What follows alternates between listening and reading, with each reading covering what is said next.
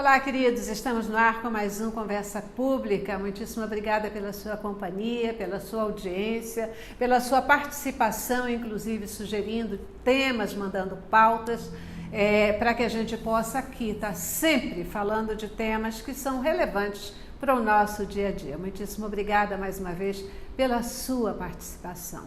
O tema de hoje é um tema muito interessante, gente. Olha só. Investigação da Human Rights Watch mostra que 7 sites educacionais direcionados a estudantes brasileiros, incluindo 2 criados pelas Secretarias de Educação dos estados de São Paulo e Minas Gerais, esses sites vigiaram crianças e adolescentes e coletaram seus dados pessoais. Esses sites, eles não apenas monitoravam as nossas crianças dentro das salas de aula, mas eles usavam também a internet para monitorar essas crianças fora da sala de aula, no seu dia a dia, coletando dados da sua vida privada.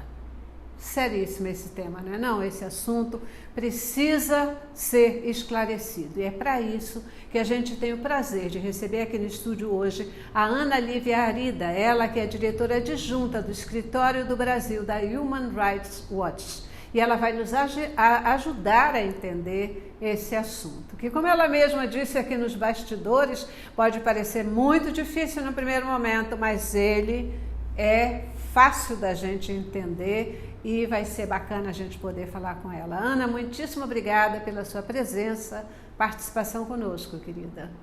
Eu que agradeço o convite, a oportunidade de estar aqui com vocês para essa conversa. Isso aí. A primeira coisa que eu queria entender um pouquinho contigo é quem é a Human Rights Watch e qual é o trabalho que vocês fazem. Perfeito. A Human Rights Watch é uma organização internacional de defesa e promoção dos direitos humanos. A gente tem escritório no Brasil, mas a gente tem escritório em outros 30 países e globalmente somos quase 550 pessoas trabalhando para documentar violações de direitos humanos e atuar para a defesa e promoção desses direitos em todos os lugares do mundo. A gente tem 10 anos aqui no Brasil e a organização internacionalmente tem quase 40 anos. Então já estamos há bastante tempo aí nessa batalha pela defesa dos direitos de todas as pessoas. Perfeito. E vocês apresentaram dados recentes aí, né, mostrando que alguns sites educacionais estavam monitorando as crianças, usando os seus dados. Eu te pergunto, como é que vocês detectaram isso? Como é que vocês chegaram a essa situação, a perceber essa situação? Olha, para eu contar essa história, eu vou dar um passo atrás, pelo seguinte. Ok. Durante a pandemia, né, o que aconteceu foi que os governos, não só do Brasil, mas globalmente, tiveram que lançar mão de estratégias e buscar ferramentas para poder garantir, de alguma maneira, o ensino online enquanto as escolas estavam fechadas. Então, o que a Human Rights Watch fez, e aí foi uma pesquisadora da nossa divisão dos direitos da criança e do adolescente, ela fez uma pesquisa olhando os sites educacionais que foram desenvolvidos ou endossados, né, por governos de 49 países, incluindo o Brasil. E aí, em maio do ano passado, ela publicou essa pesquisa mostrando essas práticas de dados. Então, mostrando que a imensa maioria desses sites, eles tinham embutidos, né, dentro dos sites educacionais, essas ferramentas que permitiam capturar os dados dos estudantes, seguir eles uma vez que eles saíam da plataforma educacional, capturar o que eles escreviam, por exemplo, se tinha uma lousa virtual, se eles estavam preenchendo um formulário.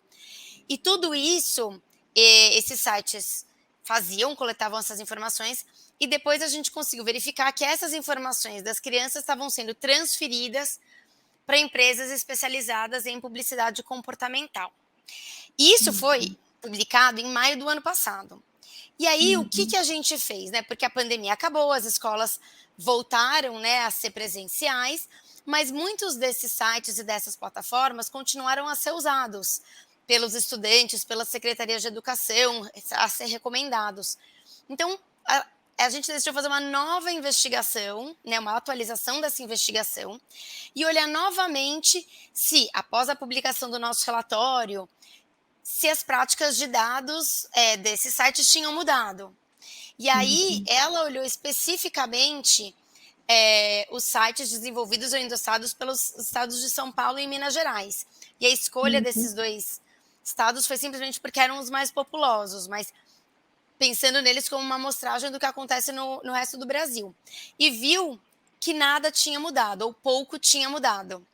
Então, que aquelas práticas de dados que eram feitas, então essa captura dos estudantes, essa vigia, né, que era feita, e essa transferência dos dados dos estudantes para as empresas especializadas em publicidade, continuava. E a gente rodou esses testes no final do ano passado, em novembro, e rodamos esses testes novamente em janeiro, para ter certeza que, assim, estamos falando de uma coisa atualizada, isso ainda está acontecendo.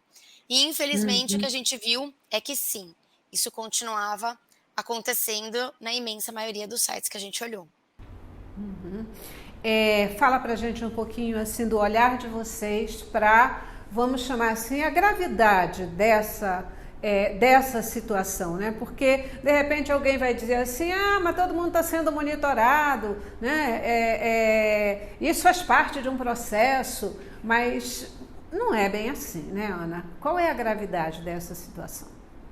Olha, eu acho que tem algumas dimensões que a gente pode abordar aqui, né? A primeira é que, na nossa análise, o que aconteceu na pandemia foi que, na verdade, os estudantes pagaram com os seus dados para poder estudar. Porque esses sites foram desenvolvidos, ou empresas privadas que já tinham desenvolvido sites educacionais, muitas vezes cederam, né, para os governos, para as escolas usarem, mas no fundo isso não foi gratuito, né? Eles estavam justamente vendo como moeda de troca os dados dessas crianças. E quando eu digo os dados, a gente está falando, pode ser nome, pode ser e-mail, mas também assim o que elas se interessam, que sites que elas entram, no que elas estão interessadas. E por que isso é relevante, né? Por que isso está sendo capturado, no fundo? Porque isso depois vai para uma empresa de publicidade comportamental. E aí, o que essas empresas de publicidade comportamental provavelmente fazem com esses dados, né? É isso que elas são especializadas. É entender qual é o perfil dessa criança e aí começar, né, enquanto ela estiver online, a bombardear ela com publicidade comportamental. Seja no sentido de direcionar ela para comprar determinados produtos, para assistir determinados conteúdos, então para de alguma maneira moldar a experiência da criança online. E aí tem duas coisas aí que nos preocupam, né? A primeira é que isso foi feito no escuro. Então, assim, não foi dito para pais, para professores, nem para os próprios alunos que os dados deles estavam sendo capturados e que esses dados estavam sendo repassados. Então, eles ficaram completamente no escuro. Isso não foi uma escolha, né? Acho que essa é uma primeira preocupação. A segunda é que crianças e adolescentes estão em fase de formação. Então, pensa que se a gente, que é adulto, já é influenciado por aquilo que a gente vê online, imagina uma criança. E aí existe um princípio, né, que está muito claro na Lei de Proteção de Dados, mas está na Constituição, que é tudo que se relaciona às crianças e adolescentes tem que ser feito e pensado no melhor interesse dessa criança, que está em fase de formação. E aí o que a gente se preocupa é que a publicidade comportamental não vai direcionar para a criança necessariamente aquilo que está no melhor interesse dela, né? E ele pode levar a criança a desejar consumir coisas ou a ter atitudes que não são no melhor interesse dela. Então, por exemplo, se a criança vai lá e sai da internet e coloca alguma coisa relacionada, por exemplo, a cigarro, adolescente, vai começar a vir propaganda sobre como comprar um cigarro eletrônico. Né? Então, assim, a publicidade comportamental é isso. Pega alguma coisa que criança ou adolescente eles já estão mais ou menos interessados, ou estão curiosos, ou estão querendo saber, e começa a bombardear ela. E vai trazer uma imagem super descolada das pessoas fumando. Então, você começa a influenciar aquilo que a criança vai desejar fazer ou a forma como ela vai se comportar. Numa fase da vida dela que ela tem menos maturidade e menos discernimento. Verdade, né? Porque a gente já sabe que essa é uma função do marketing, criar necessidades, né? Provocar necessidades, levar a pessoa a desejar. E já tem pesquisas aí que são colocadas que mostram que as crianças, na verdade, elas têm um poder de decisão enorme na questão da compra, né? Da atuação dos próprios pais. Queridos, eu só quero chamar a atenção de vocês para que a gente está hoje falando aqui sobre uma pesquisa importantíssima da Human Rights Watch, que mostra que as nossas crianças e adolescentes, elas tiveram a sua vidinha monitorada dentro e fora das salas de aula virtuais, e os seus dados estão sendo utilizados para informações de terceiros. E para isso eu converso aqui com a Ana Lívia Arida, que é a diretora adjunta do escritório aqui do Brasil da Human Rights Watch. Ana, você falou, né? Esse trabalho, a gente já está vendo a importância dele e a situação atual. O que foi feito e como é que a gente está nesse momento? Ninguém tirou esses sites do ar? Alguns tiraram, como é que está? Qual é a situação atual? Olha, em relação aos sites que a gente olhou no Brasil, teve algumas coisas. Então, quando a gente publicou a pesquisa global em maio do ano passado, teve um site que foi imediatamente tirado do ar, pela decisão da própria empresa. Então, foi uma decisão deles de não mais oferecer esse conteúdo online. E aí, quando a gente foi fazer a publicação dessa atualização da pesquisa, focada nos produtos brasileiros, a gente entrou em contato com todos os sites que a gente menciona no nosso relatório, para dizer, olha, foram esses os nossos achados, é isso que a gente viu que o site de vocês está fazendo, vocês confirmam, não confirmam, refutam, querem conversar. E aí, a imensa maioria não nos respondeu, e não quis conversar. O único contato que a gente teve, e aí é uma história bem interessante e positiva, foi com a Secretaria Estadual de Minas Gerais. Eles toparam fazer uma conversa com a gente, porque a resposta inicial deles foi a gente não verifica, né, que o site educacional que a gente desenvolveu está coletando esses dados e está enviando esses dados. Isso conflitava com aquilo que a gente estava vendo através da ferramenta que a gente usa. Eles toparam fazer uma reunião e nessa reunião a gente olhou juntos com eles, né? Então eles abriram, acho que muito numa iniciativa muito positiva de realmente tentar entender o que está acontecendo e consertar o problema. Então a gente abriu juntos ali na hora o site desenvolvido por eles e a gente mostrou para eles aonde estava o problema, quer dizer, quais eram essas ferramentinhas que estavam embutidas, né, no site deles e que estavam fazendo essa captura e esse envio de dados. E a gente explicou para eles o que eles poderiam fazer para desligar essa função. E foi super interessante porque, rapidamente, acho que em menos de 24 horas, eles conseguiram resolver o problema. O que mostra que, na verdade, você tirar essas ferramentas de rastreio é simples, né? Uma vez que você tem alguma orientação, mas é relativamente simples, não custa nada e não atrapalha de nenhuma maneira a prestação do serviço educacional. Porque esse é outro ponto que a gente traz. Isso não é necessário para prestar o serviço educacional. Você não precisa, porque tem sites que falaram assim, não, tudo que a gente usa é para melhorar a qualidade do nosso serviço.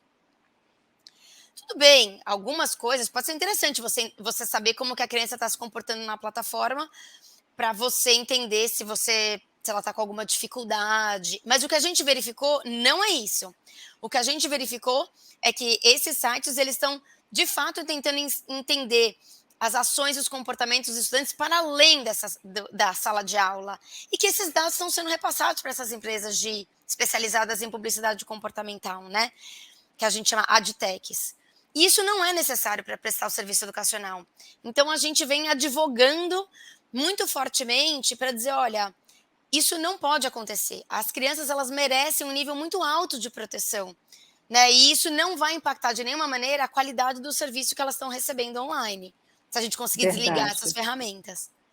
Perfeito, perfeito. E aí a gente Vocês já fizeram contato não só com os governos estaduais, vocês já fizeram contato com o governo, por exemplo, o governo federal, né, no sentido de que eles possam ter maior controle sobre isso? Alguma medida foi tomada, Ana? Alguma providência foi tomada sobre isso? Eu vou fazer um pequeno intervalo e aí logo depois você responde para mim, tá bom? A gente está aqui conversando com a Ana Lívia Arida, né, que é do Human Rights Watch, e ela está nos esclarecendo essa questão da vigia, né, que está sendo feita, do controle que está sendo feito em crianças e adolescentes através de sites que se propõem a ser sites de ensino, mas no fim das contas eles estão se utilizando das imagens do comportamento, né? Não só das imagens, mas do comportamento das nossas crianças. E o governo brasileiro, Ana, o que está falando sobre isso? O que ele está fazendo sobre isso? E, na sua opinião, o que precisa ser feito? Então vamos lá, vou começar pela sua última pergunta. Quando a gente publicou o relatório, a gente tem basicamente 3 grandes recomendações voltadas para o governo, justamente porque a gente entende que é obrigação dos governos garantir que aquilo que os estudantes estão usando é seguro para eles. Então, a primeira recomendação que a gente fez é para todas as autoridades educacionais, daí pensando especificamente em secretarias de educação estaduais e municipais, revisarem as práticas de privacidade das plataformas que elas tenham desenvolvido ou endossado ou comprado para a educação online, para garantir que essas plataformas sejam seguras para as crianças. Essa é a nossa primeira grande recomendação, né? A segunda, aí olhando mais para o governo federal, a gente precisa melhorar e aprimorar o que já está previsto na Lei Geral de Proteção de Dados. Então, a gente tem uma lei que fala da proteção de dados, que a gente chama de LGPD, né? E nessa lei, ela traz 2 artigos apenas falando da questão da proteção de dados de crianças e adolescentes. E são artigos mais gerais, falando de um lado da importância do consentimento, né, dos pais, e de outro falando sobre a questão do melhor interesse da criança. Mas ela não traz proteção, no nosso entendimento, que é forte o suficiente, porque teria que ter explicitamente lá, por exemplo, dizendo é proibida por publicidade comportamental direcionada a crianças e adolescentes, seguindo, aliás, a mesma linha do que está já no Código de Defesa do Consumidor, que já considera abusiva a publicidade para crianças e adolescentes, justamente por aquilo que a gente estava falando antes, porque eles são mais influenciáveis, porque eles estão em fase de formação. Então, essa mesma proteção que está no Código de Defesa do Consumidor deveria estar estampada na Lei Geral de Proteção de Dados. Ou, por exemplo, a proibição de utilização dessas técnicas de rastreamento das crianças pela internet. Ou outra proibição que não está explícita lá, né? Que não é para explorar informações de dados de crianças e adolescentes. Porque se essas previsões não estão lá na lei, o que acaba acontecendo é que os estudantes, os professores, os pais, ficam à mercê da boa vontade, seja das empresas que desenvolveram essas plataformas, seja dos governos estaduais. E isso não é compatível com a proteção que as crianças precisam receber.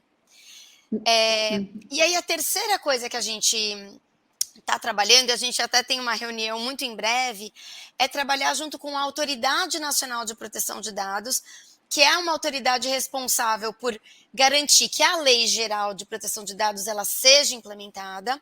Então, a gente está indo conversar justamente com a autoridade para dizer à autoridade, olha, a gente tem essas preocupações e a gente gostaria que você fizesse a fiscalização dessas empresas que prestam serviço educacional. Porque, na prática, o que acontece é muitos dados já foram captados, muitos dados continuam sendo captados, continuam a ser transmitidos e a publicidade comportamental está rolando. Então, a gente entende que a Autoridade Nacional de Proteção de Dados tem um papel super importante a desempenhar para exigir que os dados que já foram capturados sejam eliminados e que nenhum novo dado de crianças seja recolhido para qualquer fim não relacionado, obviamente, a fornecer educação. Então, esses são os nossos 3 chamados. Perfeito. E assim, um trabalho importantíssimo esse que vocês estão fazendo, né, nas duas dimensões, da detecção do problema e da provocação de uma correção desse problema também, né? Porque o que a gente percebe hoje é que a gente nem tem uma lei, muito menos sanção para a questão de quem está praticando essa coleta de dados e usufruindo essa coleta de dados. Ana, tem alguma coisa que as famílias possam fazer para proteger seus filhos? Que as escolas diretamente possam fazer? Olha, tem algumas.